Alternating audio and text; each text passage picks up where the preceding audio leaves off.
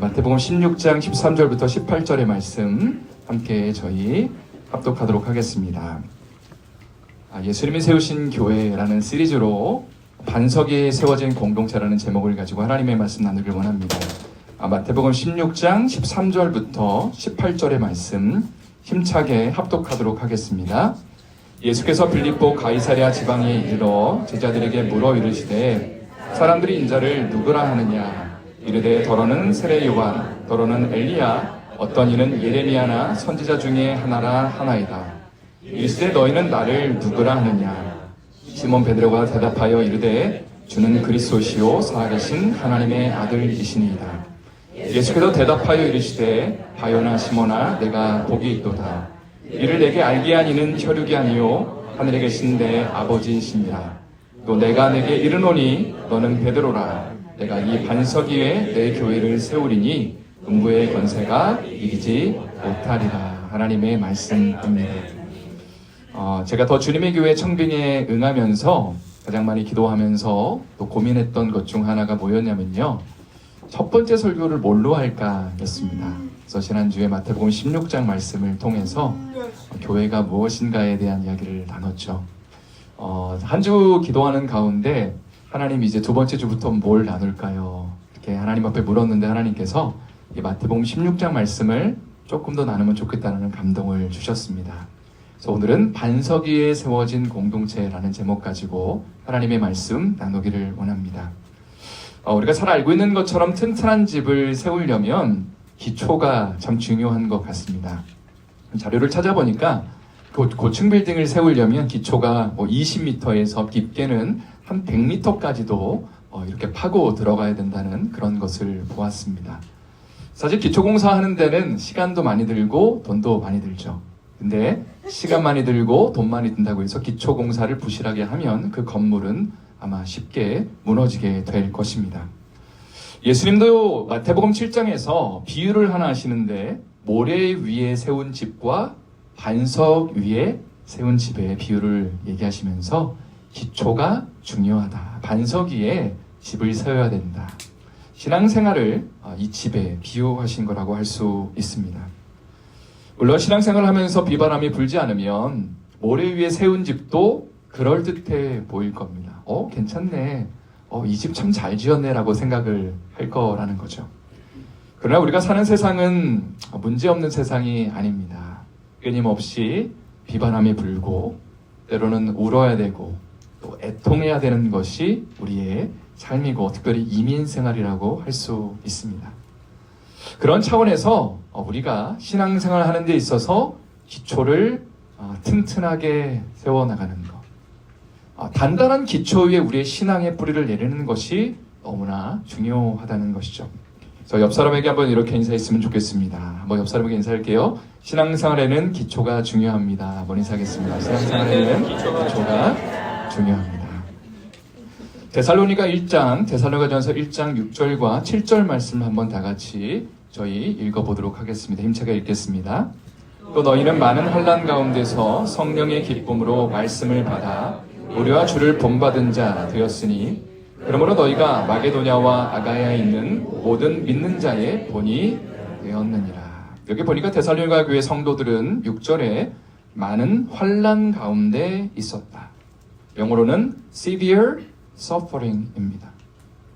그러니까 예수 믿는다고 해서 복과 은혜가 임한 것이 아니라 오히려 고난과 아픔들, 어려움들이 그들의 삶을 괴롭게 하고 힘들게 만들었다는 것이죠.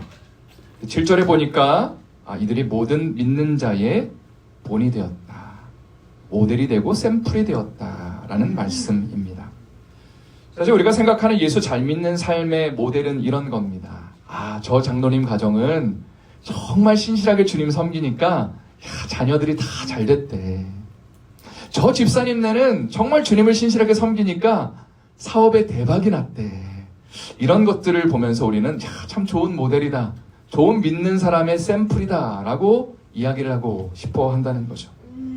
그러나 우리가 방금 읽은 데살로니가전서 1장을 조금 다른 이야기를 하고 있습니다. 예수 믿는 가운데 고난이 찾아오고 아픔이 찾아오고 severe suffering이 일어났다. 아마 사람들이 이렇게 말했을지 모르겠습니다. 아니 예수 믿는다면서 뭐 그래요. 기도 응답도 되고 그리고 하나님이 복을 주셔야 되는데 예수 믿는데 왜 이렇게 힘든 거예요? 어려운 거예요? 라고 말할 수 있다는 거죠. 그러나 데살로니가 성도들은 이 속에 모든 믿는 자들의 본이 되었다. 모델이 되었다는 것입니다. 예수 믿으려면 저렇게 믿어야 되는구나. 그런 좋은 모습을 보여줬다는 거죠. 이게 어떻게 가능한가 질문을 해본다면 그것은 신앙생활의 기초를 아주 튼튼하게 두었기 때문입니다. 사실 비바람이 칠 때는요, 사람들이 저 사람 예수 믿더니 저렇게 비바람 치네, 참 힘드네, 어렵네 라고 말할 수 있겠지만 비바람이 지나갔는데도 끄떡없는 모습을 보인다면 사람들이 그때에 예수 믿는 게 저런 거구나, 예수 믿는 사람들이 저렇게 사는 거구나, 좋은 모델이 될 수 있다는 것입니다.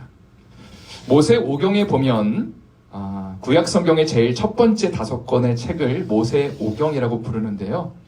출애굽 사건이 나옵니다. 출애굽을 하고 난 다음에 이집트에서 빠져나오고 난 다음에 이스라엘 백성들이 이제 광야의 시간을 40년을 보내게 됩니다.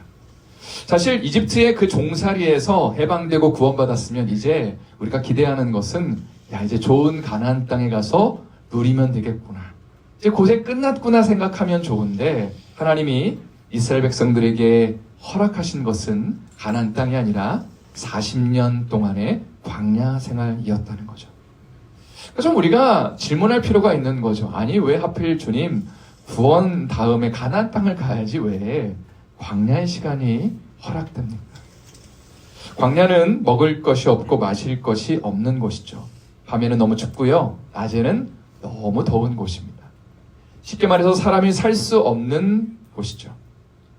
한 번은 이스라엘 백성들이 며칠 동안 물을 마시지 못하는 일이 있었습니다. 광야에서 그 태양볕에 물을 며칠을 못 마신다고 생각해 보세요. 거의 죽어 나가는 거죠. 사람들이 원망하기 시작합니다. 아니 하나님 왜 우리를 이스라엘 그 백성들을 사랑한다고 하시면서 구원하셨으면서 왜 우리를 이 광야에서 이렇게 고생시키십니까?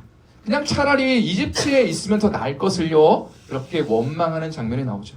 그리고 그들의 지도자 모세를 향해 돌을 들어서 막 죽이려고 하는 거죠. 우리를 왜 여기까지 이끌어 왔냐고 하면서 불평을 하는 장면을 상상해 보십시오. 모세는 하나님 앞에 기도했을 겁니다. 하나님 어떻게 해야 됩니까? 우리 구원하셨는데 이 광야에서 물이 없는데 이거 어떻게 해야 됩니까? 라고 그렇게 하나님 앞에 질문했을 때에 하나님 말씀하시죠. 반석을 하나 가리키시면서 그 반석에 너가 갖고 있는 지팡이를 쳐라 라고 이야기를 하십니다. 그럼 물이 나올 거다. 이 본문을 좀 이해하려면 이제 광야에서 오아시스가 어떻게 형성되는 좀 설명드릴 필요가 있습니다. 광야에도 비가 내릴까요? 안 내릴까요? 예, 비가 내립니다. 광야에도. 어쩌다 한 번씩 내리긴 하지만 그 비가 내리면 사실 어디에 모여있는 것이 아니라 이제 땅 밑으로 스며들게 되죠. 그리고 보통 이제 바위 밑에, 그걸 안반수라고 그러죠. 모여있는 걸. 그 안반수가 형성이 되는데 그 물이 어디서 터져 나올지가 모르는 거죠. 근데 하나님이 한 반석을 가리켜서 그거를 쳐라 하면 물이 나올 거다 하셨고, 그 안반수가 정말로 그 바위를 치니까 흘러나와서 이스라엘 백성들이 먹고 쉴 수 있었다는 것입니다.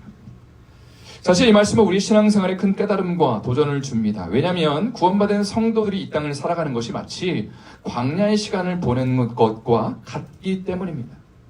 어떤 사람들은 건강의 문제로 인해 고통당합니다. 어떤 분들은 신분의 문제로, 재정의 문제로, 또 자녀의 문제로 아파하며 힘들어합니다. 하나님이 좀 이것 좀 없애주시면 좋은데 고생하며 애통하며 가슴을 칠 때가 있다는 거죠. 그때 우리는 하나님 앞에 기도할 겁니다. 하나님 이 문제 좀 해결해 주십시오. 그럼 하나님이 아마 이렇게 얘기하실 거예요. 반석을 쳐라. 그럼 우리가 질문이 이거죠. 어떤 반석을 쳐야 될까요?가 우리의 질문이 되어야 합니다. 때로 우리는 사람이란 반석을 칠 수도 있습니다. 돈이라는 반석을 칠 수도 있습니다. 명예라는 반석을 칠 수도 있습니다. 치면은 물이 찔끔찔끔 나오는 거는 같은데 시원치가 않은 거죠. 이건 아닌 것 같은데 왜 내 삶은 여전히 공허하고 목마른가에 대한 질문을 하는 것이죠. 자, 그런데 이 반석을 치는 것이 무엇인가에 대해서 고린도전서 10장 4절 말씀은 다음과 같이 우리에게 선포하고 있습니다. 고린도전서 10장 4절 말씀 한번 힘차게 읽어보도록 하겠습니다. 다 같은 신령한 음료를 마셨으니 이는 그들을 따르는 신령한 반석으로부터 마셨음에 그 반석은 곧 그리스도시라. 저를 한번 따라할까요? 그 반석은 곧 그리스도시라. 이 말씀에 보니까 이스라엘 백성들이 반석을 쳐서 물을 얻은 것을 이야기하면서 지금 사도 바울은 이것은 하나의 비유이다 라고 이야기를 하는 것입니다. 그 반석은 상징적으로 바로 예수 그리스도를 가리킨다. 그러니까 우리가 이 땅 가운데 광야의 삶을 살아가면서 문제가 있고 아픔이 있고 어려움이 있을 때에 물을 얻으면 살 수 있습니다. 광야에서 빠져나가면 좋지만 그것은 사실 너무나 이상적인 거죠. 우리의 삶은 문제들의 연속이라고 할 수밖에 없습니다. 광야에서 빠져나가는 것이 답이 아니라 광야에서 물을 얻으면 사는 거예요. 그 물을 얻는 방법이 뭐냐? 바로 예수님이라는 반석을 치면 거기서 물이 나온다는 거죠. 그 물을 통해서 우리가 그 광야를 이길 수 있는 능력을 얻게 된다는 것입니다. 요즘 제가 많이 묵상하는 개념 중 하나가 고난을 이기는 신앙입니다. 고난을 이기는 신앙. 사실 우리 삶에 고난과 어려움과 아픔이 발생하면 우리는 보통 고난을 없애달라고 기도하죠. 물론 하나님이 그것을 없애주시면 감사하고 감격스러운 일이지만 더 귀한 것은 고난을 이기는 믿음을 받는 것입니다. 다시 한번요. 고난을 이길 수 있는 믿음을 선물로 받는 것입니다. 그게 바로 견고한 신앙생활이겠죠. 어렵고 힘든 일이 발생했을 때에 예수님이란 반석을 칠 때에 물이 흘러나오는 걸 경험하는 것입니다. 하나님의 말씀을 읽는 가운데 물이 나오는 것을 경험하는 거예요. 기도하는 가운데 생수가 넘치는 것을 경험하는 거예요. 문제는 하나도 해결된 것이 없는데 막 생수가 흘러나오는 것을 경험하면서 주님이 내 마음을 만지시고 내 삶을 이끌어 가시는 것을 경험하면서 그 모든 문제를 극복할 수 있는 은혜와 능력을 얻게 되더라는 것이죠. 그리고 그 속에서 우리는 여러 가지 비, 바람이 불어도 굳건하게 흔들리지 않는 신앙의 견고한 반석을 얻게 되는 것입니다. 오늘 본문의 말씀을 좀 살펴보길 원합니다. 마태복음 16장 13절의 말씀을 우리 다시 한번 힘차게 읽어보기를 원합니다. 13절 말씀 함께 읽겠습니다. 시작. 예수께서 빌립보 가이사랴 지방에 이르러 제자들에게 물어 이르시되 사람들이 인자를 누구라 하느냐. 여기 보니까 예수님은 빌립보 가이사랴 지방에 제자들을 데리고 가십니다. 이스라엘의 지도를 한번 제가 보여드리기를 원하는데요. 이스라엘의 지도 보시면 오른쪽 맨 밑에 뭐가 있죠? 사해바다가 있습니다. 조금 작아서 죄송합니다. 사해바다 위에 강이 있는데 무슨 강이죠? 예, 요단강입니다. 그리고 요단강 위에 갈릴리 호수가 있죠. 그리고 갈릴리 호수에서 한 60km 정도를 걸어가면 맨 위쪽에 뭐가 있냐면 가이사랴 빌립보가 있습니다.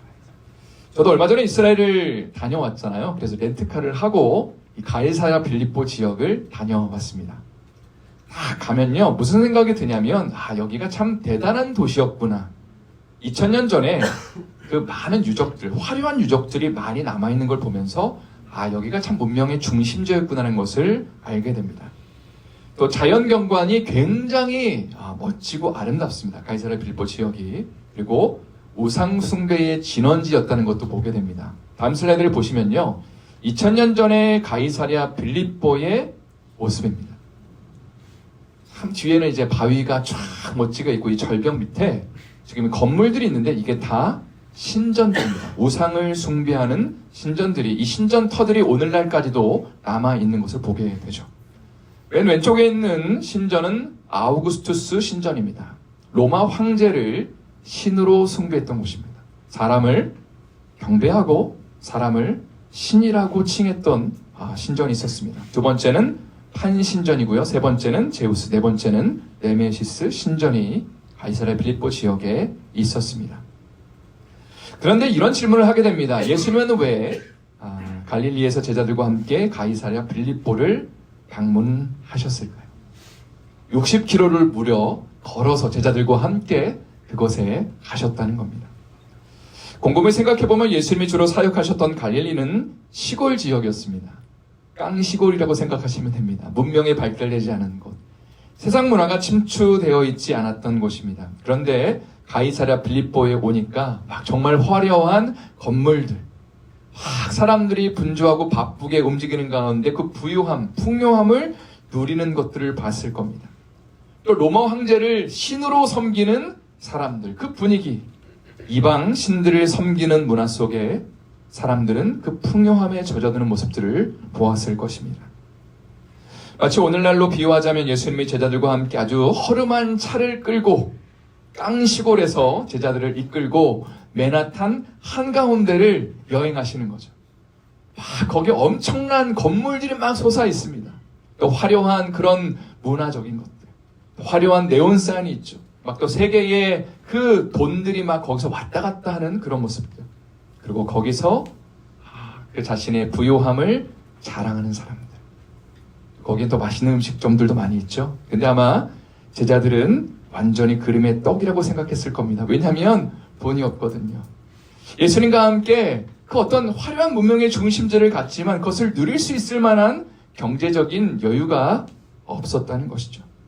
그러나 반면에 그곳에서 거리를 활보하는 마치 고급 승용차를 타고 자신의 부유함을 자랑하는 그런 사람들을 바라보면서 제자들은 어떤 생각을 했을지 한번 질문을 해보게 됩니다. 예수님은 바로 그 한가운데서 주님이 이렇게 물으시죠. 사람들이 나를 누구라 하느냐. 오늘날로 이 질문을 이제 좀 변환시켜서 우리가 한번 대답을 해본다면 예수님, 사람들이 예수님을 요즘에는 별로 관심이 가지고 있는 것 같지가 않아요. 그냥 기독교의 창시자 정도로 생각하고 있는 것 같습니다. 이 미국에 살고 있는 사람들은 자기 자신을 믿고요. 그리고 돈을 우상으로 숭배하는 것 같습니다. 라고 아마 우리는 이야기할 것 같습니다. 그러나 예수님은 이렇게 또 물으십니다. 그렇다면 너희는 나를 누구라 하느냐. 그때 베드로가 이렇게 대답하죠. 16절 말씀 제가 한번 읽어드리겠습니다. 시몬 베드로가 대답하여 이르되 주는 그리스도시요 살아계신 하나님의 아들이시니이다. 참 멋진 감동적인 고백을 그가 하는 것을 우리가 보게 됩니다. 이 본문을 묵상하면서 저는 두 가지 감동을 받았는데요. 이 두 가지를 간단하게 나누고 오늘 말씀을 마무리하기를 원합니다. 첫 번째, 신앙생활이라는 것은 다른 사람의 생각보다 우리 자신의 나의 고백이 더 중요하다는 것입니다. 다시 한번요. 다른 사람들이 어떻게 생각하는지 예수님을, 그것보다 더 중요한 것은 나는 예수님을 어떻게 고백하는지가 더 중요하다는 것이죠. 그리고 맨하탄의 사람들이 예수님을 어떻게 생각하느냐가 중요하지 않습니다. 가이사랴 빌립보의 사람들이 예수님을 어떻게 생각하느냐가 중요하지 않습니다. 그들의 관점에서 보면 구원자는 예수님이 될 수가 없었을 겁니다. 그들은 로마 황제를 신봉하고 있었고 이방 신들, 권력과 돈을 신봉했습니다. 이런 풍요함을 보라고, 황제가 우리에게 이런 부요함을 줬다고 그들은 분명히 자랑했을 겁니다. 이걸 좀 보라고 이야기를 했을 거죠. 또 당시에 유대인들은 예수님을 선지자나 세례 요한이나 예레미야나 엘리야로 생각했을 것입니다. 그때 주님이 물으시는 거죠. 너희는 나를 누구라 하느냐? 너희는 나를 누구로 고백하느냐라고 주님이 우리의 중심에 물으시는 것입니다. 그때 베드로는 이렇게 고백을 했다고 말씀드렸죠. 주는 그리스도시요 살아계신 하나님의 아들입니다. 세상 사람들이 추종하고 생각하는 권력이나 돈이나 로마 황제가 우리의 그리스도가 우리의 왕이 아니라 예수님 당신이 우리의 왕이시고 주인이십니다라고 그렇게 고백을 했다는 것입니다. 그때 예수님은 이런 약속을 하시죠. 오늘 본문의 18절 말씀도 다 같이 한번 힘차게 읽어보도록 하겠습니다. 18절 읽겠습니다. 시작. 또 내가 내게 이르노니 너는 베드로라. 내가 이 반석 위에 내 교회를 세우리니 음부의 권세가 이기지 못하리라. 지난주에 나눈 것처럼 로마 카톨릭은 이 반석이라는 표현을 사람이라고 생각합니다. 이 반석이 베드로란 사람이다.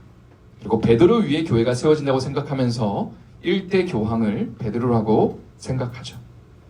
그러나 우리 개신교회 프로테스탄트 철치는 이 반석을 예수님을 주님으로 고백하는, 왕으로 고백하는 베드로의 신앙 고백, 믿음의 고백이라고 믿습니다. 사실 중요한 것은 그 믿음의 고백의 중심에 사람이 아니라 예수님이 계시다는 거죠. 이것이 참 중요합니다. 우리의 고백의 중심에 사람이 있는 것이 아니라 어떤 누군가가 위대한 고백을 했다라고 칭찬하는 것이 아니라 그 고백의 중심에는 우리의 왕 되신 예수님이 있다는 것이죠.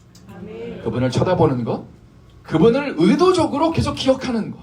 이 자리의 주인이 내가 아니라 설교를 하는 목회자나 우리 장로님들이 아니라 예배를 섬기는 하나님의 사람들이 아니라 이 자리의 주인은 예수님이다라고 고백하는 그곳에 주님의 교회가 세워지는 것이고 하나님의 영광이 임하게 되는 것이죠. 그리고 어떤 비바람이 불어도 흔들리지 않는 그 기초가 바로 예수님을 중심으로 만들어지게 되는 것입니다.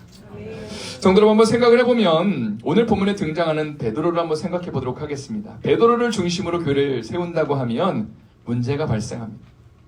오늘 본문에서는 주는 그리스도시요 살아계신 하나님의 아들입니다라고 고백하니까 막 정말 사람들이 막 칭찬할 만하죠. 예수님도 칭찬하시고요. 이런 고백을 어떻게 할 수 있어 하면서 역시 베드로 위에 교회를 세우면 되겠다라고 생각할 수 있는 것이죠. 그러나 조금 있다가 예수님이 십자가를 진다고 말씀하실 때 베드로가 제일 먼저 예수님 그러시면 안 됩니다 라고 예수님을 만류합니다. 예수님이 베드로를 혼내시죠. 그러면서 사단아 내 뒤로 물러가라 라고 그렇게 베드로를 굉장히 책망하시는 것을 보게 됩니다. 그러니까 사람을 중심으로 교회가 세워지면 어쩔 때는 교회가 제대로 세워지는 것 같지만 어쩔 때는 너무나 쉽게 교회가 흔들리게 되는 것이죠. 그러나 교회는 예수님을 중심으로 세워질 때에 음부의 권세가 흔들지 못하는 견고한 반석이 되는 것입니다. 두 번째로 나누고 싶은 것은 오늘 본문을 통해서 우리가 도전받는 것입니다. 주님은 우리를 성공으로 부르지 않으시고 주님과의 동행으로 부르셨다는 겁니다.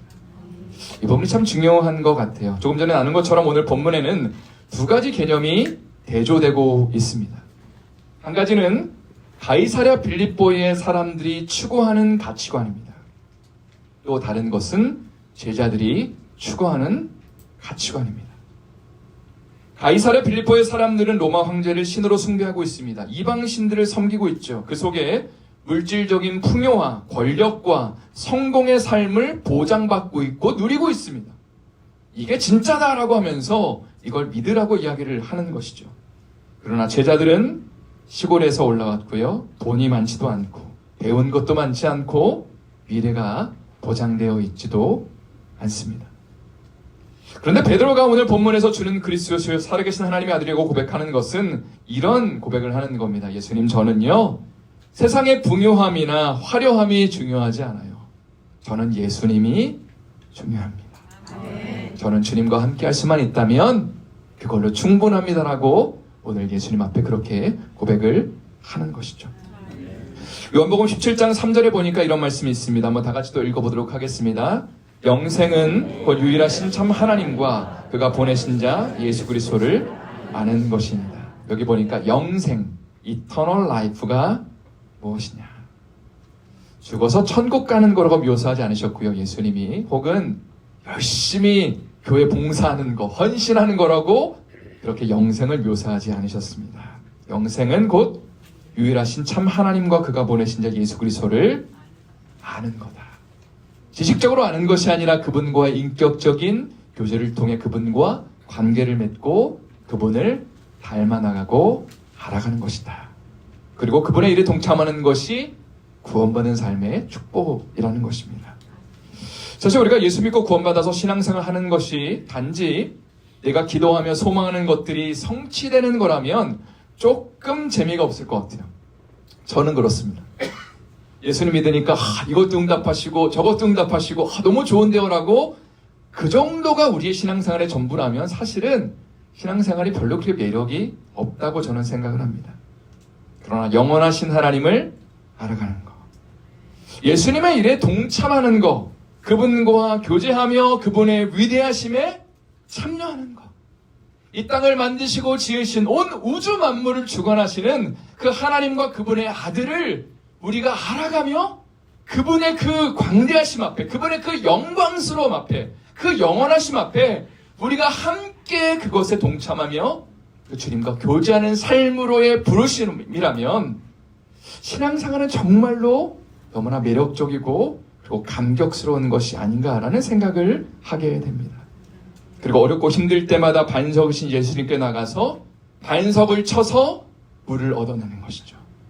광야의 시간들을 보낼 때에 힘들고 어려워서 낙담하는 것이 아니라 반석 대신 예수님 앞에 나가서 그 반석을 치면 물이 흘러나오고 그 생수가 나를 살리고 나를 감격스럽게 하는 것을 경험하는 것이 바로 견고한 반석이 세워진 신앙생활이라는 것입니다.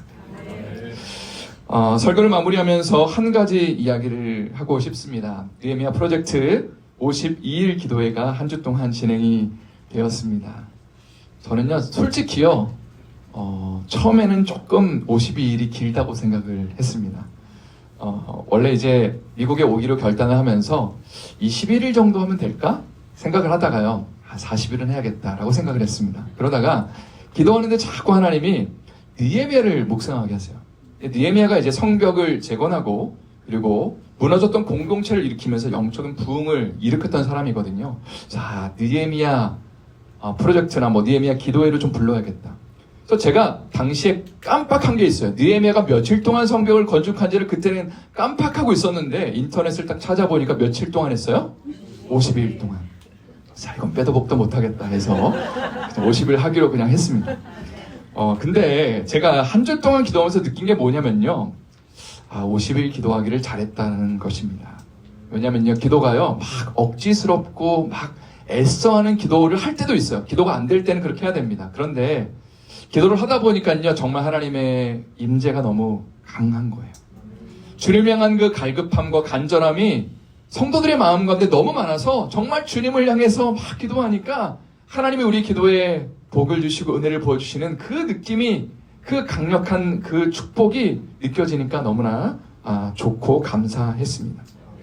그리고 기도하는 가운데 주님이 자꾸 물으세요. 더 주님의 교회가 어떤 교회 되기를 원하냐?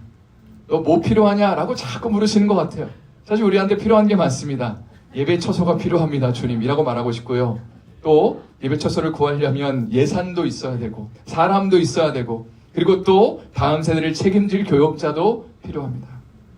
이런 것들을 구하고 싶은데 궁극적으로 주님이 저의 마음과 주신 소원이 무엇이냐면 바로 예수 그리스도의 임재를 구하고 그분의 영광을 구하는 공동체가 되어야 된다는 거죠. 아멘. 그거면 교회가 아름답게 세워진다고 주님이 말씀하시는 것 같습니다. 예수님은 우리에게 반석이 되시기 위해서 이 땅 가운데 육신을 입고 오셨죠. 우리 가운데 물을 주고 싶어서 그냥 거저 주신 것이 아니라 우리의 모든 연약함과 아픔과 죄악을 짊어지시고 십자가에서 죽어주셨죠. 우리가 고민하는 것들, 아파하는 것들, 연약한 것들, 신화하는 것들을 주님이 대신 짊어지시고 십자가에서 대신 우리의 모든 수모와 아픔들을 당하셨다는 거죠. 그리고 부활하셨고요. 그리고 성령을 부어주셨습니다. 그래서 주님께 나가면 성령이 허락하시는 생수를 공급받는 것이죠. 그래서 교회는 예수님이라는 반석 위에 세워져야 하는 것입니다. 예수님을 구하고 예수님을 열망하고 예수님을 바라보는 그곳 가운데 생수가 막 흘러나오는 거고요. 그 속에서 목마른 자들이 와서 하나님의 은혜를 얻고 주님의 충만함을 얻고 자신의 삶을 헌신하게 되는 것입니다. 저는 더 주님의 교회가 예수님을 자랑하는 교회 되기를 소망합니다. 아멘. 여러 가지 인간적인 것들, 숫자나 물질이나 어떤 우리의 프로그램이나 이벤트를 자랑하는 교회가 아니라 예수님을 자랑하는 교회 되기를 축복합니다. 예배 시간마다 주님을 구하고 예수님을 바라보는 교회가 되기를 소망합니다. 아멘. 다른 것으로 인하여 우리가 힘을 얻는 것이 아니라 주님이 허락하시는, 예수님이 허락하신 그 생수로 말미암아 우리의 상처와 아픔들이 치유함받고 주님의 영광 가운데 나와 함께하자, 나와 같이 가자 주님이 우리 가운데 말씀하시면 거기에 믿음으로 응답하며 반응하는 가운데 아름다운 교회가 세워지기를 예수님의 이름으로 축원드립니다. 이 시간 우리 함께 말씀을 기억하면서